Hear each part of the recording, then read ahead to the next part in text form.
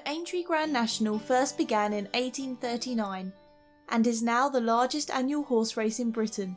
Between 500 and 600 million people across 140 countries tune in every year. The course is over 4 miles long and requires 40 horses to make it over 14 jumps twice and 2 jumps once. The most famous jump of the track is Beecher's Brook, which is described as the most thrilling as well as the most dangerous jump in the world. Since the Grand National began, a number of safety measures have been put in place to decrease the risk of injury to horses as well as jockeys. The Grand National is considered 5 times more deadly than any other horse race. Less than 40% of horses have finished the race in the last 10 years, and there have been at least 79 deaths. After a race in 2011 resulted in the deaths of 3 horses and 1 jockey in a coma, 2 jumps were reduced in height. In addition to this, the landing ground of the first jump was levelled out to reduce the risk of horses falling. However, Ginger McCain, a previous jockey and horse trainer, stated that increasing safety measures in this way had made the race more dangerous as it enabled the jockeys to push their horses to run faster. In 2013, further safety measures were put in place by using softer material for the fences, a new bypass to catch riderless horses, and reducing the length of the track. Since 2011, no horses have died during the main race.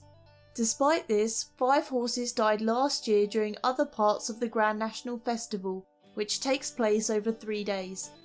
In 2014, 18 horses finished the race, and in 2015, 19 did. This is a total of just under 45% of horses finishing the race in the last 3 years. The largest number to ever complete the Grand National was in 1984, when still only 23 out of 40 horses finished the race. 1 horse, named Earthstopper, collapsed and died after finishing in 5th place, but no horses died from falling injuries. Horses will often be exhausted after racing. For example, the winning horse in 2011 had to be given oxygen after the race. The rider, Jason Maguire, was given a 5-day ban for whipping too many times and causing physical injury to the hind leg. He still kept the winning title and over £535,000 of prize money. Many claim that horses do not feel the effect of the whip and are only encouraged to run faster from the sound of the crack. This is disputed, as horses are supposed to be extremely sensitive to touch and can easily feel a fly landing on its skin, according to the RSPCA. This is also demonstrated by their muscle reflexes. In October 2011, the British Horse Racing Authority enforced stricter whipping regulations by increasing the minimum punishment from a caution to a 5-day ban, with increasing punishment for repeat offenders. They also halved the number of times a horse can be whipped throughout the race and made financial penalties mandatory for a jockey given a 3 or more day suspension. These new rules would have cost Jason Maguire around £40,000, according to the BBC. The British Horse Racing Authority refused to disqualify offenders, as this would also punish the horse owners, trainers, stable staff and punters, who all benefit from a winning horse. Tim Morris of the BHA explained that the whip was still necessary and could not be banned, as it is required to steer, correct stride and balance a horse during racing. The 2014 Grand National saw the death of a horse named R. Connor, who was sold for €1 million the year before. Despite this, he was later described as replaceable by jockey Ruby Walsh. In an interview with Radio Times in 2013, Katie Walsh claimed that the racehorses are cared for better than some children. But then later she said that these things can happen and they're horses at the end of the day. Every year, thousands of horses are slaughtered or auctioned off to slaughterhouses when they can no longer race. It is not usually seen as a worthwhile investment to pay for vet bills, and in 2011 The Guardian published an article explaining why a broken leg can be fatal to a horse and cannot always be treated. Horses will usually begin their training around 1.5 years old. By this age, they can be sent to slaughter if they do not perform as expected.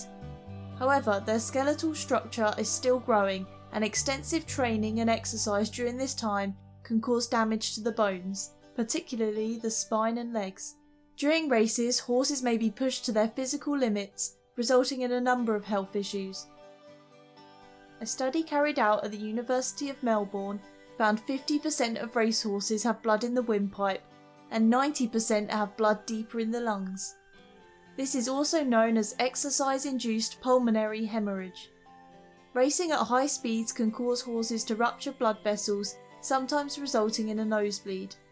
A study carried out in Sydney found stomach ulcers in 90% of racehorses. Horses are natural grazers and their stomachs are constantly producing hydrochloric acid to aid digestion. However, when horses are not turned out to pasture, their stomachs are still producing this acid along with digestive enzymes. When there is no food in the stomach to break down, this can result in damage to the stomach lining, leading to ulcers. Horses that spend more time grazing or given hay and straw as feed in a stable are shown to be less prone to stomach ulcers. Horses are sociable animals, but are unfortunately kept in isolation for long periods of time in the racing industry. This can cause them to develop neurotic behaviours such as crib biting, swaying, or self-mutilation. The Independent newspaper predicts that horse racing contributes about £3.4 billion to the economy and provides 6,000 jobs caring for 14,000 horses. In 2016, £250 million was predicted to be wagered on the Grand National.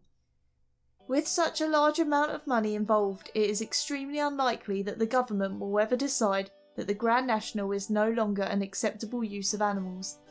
However, as more information is revealed about the horse racing industry, it is possible that people will decide to spend their money on a worthier cause.